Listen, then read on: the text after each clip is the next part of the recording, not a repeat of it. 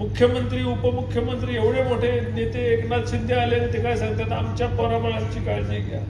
अरे तुमच्या पोराबाळांची काळजी घ्यायची म्हणजे तू त्याच्यासाठी जनता आहे का?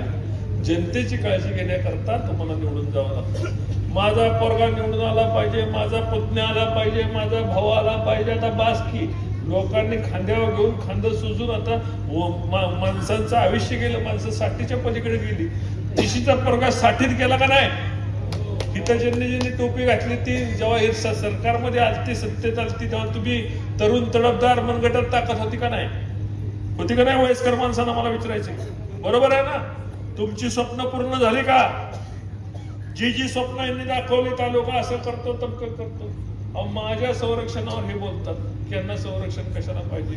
आणि ही संरक्षणाची भीक मागत तिथे मुख्यमंत्र्यांकडे म्हणे माझा तालुका दुर्गम आहे. मग दुर्गम आहे तुम्ही इकडे म्हणतात विकास केलाय आणि पत्रात लिहिताय दुर्गम तालुका आहे आमचा आणि म्हणून मला संरक्षण द्या. आता माझ्या संरक्षणावर बोलणाऱ्यांना मला सांगायचंय की तुम्ही एकीकडे मुख्यमंत्र्यांना पत्र लिहिता की माझा तालुका चांगला नाही, माझा तालुका दुर्गम आहे, आणि मग एकीकडे म्हणता आम्ही विकास केला. कुणाचा विकास केला? कोणत्या उद्योगपतींचा विकास केला? कुठल्या लोकांना या ठिकाणी काम मिळालं आणि कुणाचं काम झालं? पुढारी असेल, गावचा पुढारी गाठायचा, त्या पुढाऱ्याची पोरं त्याला सांगायचं तुला बँकेत घेतो, शाळेत घेतो, 15 वर्ष काम करून घ्यायचं, नंतर लाच मारायची. कारण दुसरं पोरगा आलेला असतं ना तरुण. अशी वापरून घेतलेली तालुक्यात कमीत कमी 4000 लोक गावतात.